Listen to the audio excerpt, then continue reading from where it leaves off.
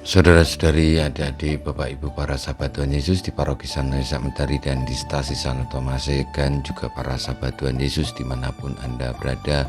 Berkat dalam, salam semangat, sehat selalu, tetap berbahagia, tekun berbuat baik. Marilah kembali kita belajar ilmu sejati pada hari Senin tanggal 29 Mei tahun 2023 bersama dengan gereja. Kita memperingati peringatan wajib Santa Peran Maria Bunda Gereja, perayaan sehari setelah Hari Raya Pentakosta. Marilah kita mengawali belajar ilmu sejati dengan berdoa dalam nama Bapa, Putra, dan Roh Kudus. Amin. Allah Bapa yang Maha Rahim, Putra Tunggal-Mu yang dipaku di kayu salib telah memilih Santa Peran Maria Bundanya untuk menjadi bunda kami juga.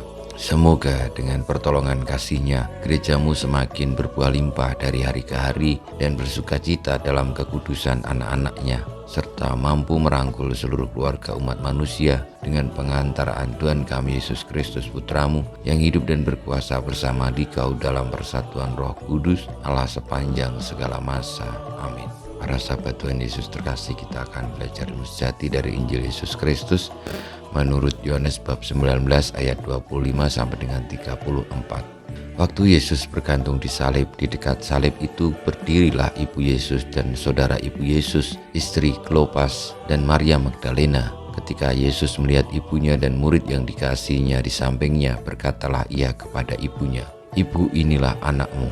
Kemudian katanya kepada muridnya, "Inilah ibumu." Dan sejak saat itu murid itu menerima ibu Yesus di dalam rumahnya. Sesudah itu, karena Yesus tahu bahwa segala sesuatu telah selesai, berkatalah ia, supaya genaplah yang ada tertulis dalam kitab suci, "Aku haus." Di situ ada suatu bekas penuh anggur asam.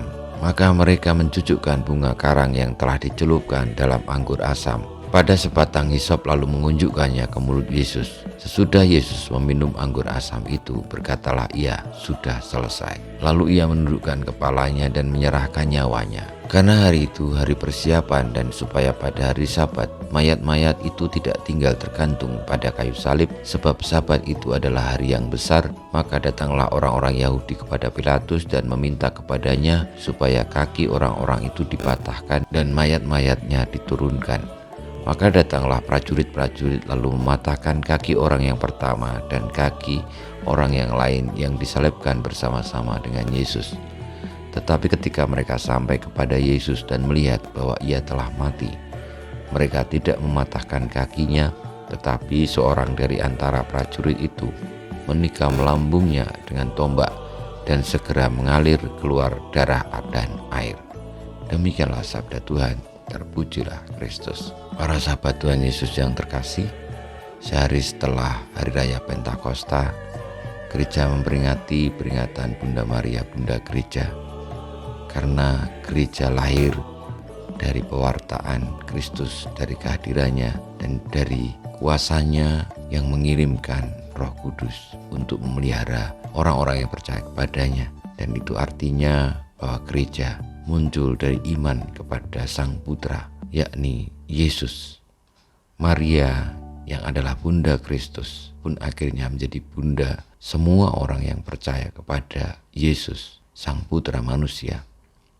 Dengan demikian, Bunda Maria juga adalah Bunda Gereja, orang-orang yang percaya kepada Kristus, yang terarah berziarah menuju kepada kebenaran sejati Putranya, yakni Tuhan kita Yesus Kristus.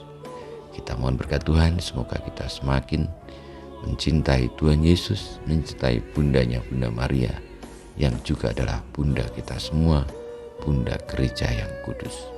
Kemuliaan kepada Bapa dan Putra dan Roh Kudus, seperti pada permulaan, sekarang, selalu, dan panjang segala abad. Amin. Ya Yesus, jadikanlah hati kami seperti hati-Mu, Tuhan, bersamamu dan bersama Roh-Mu.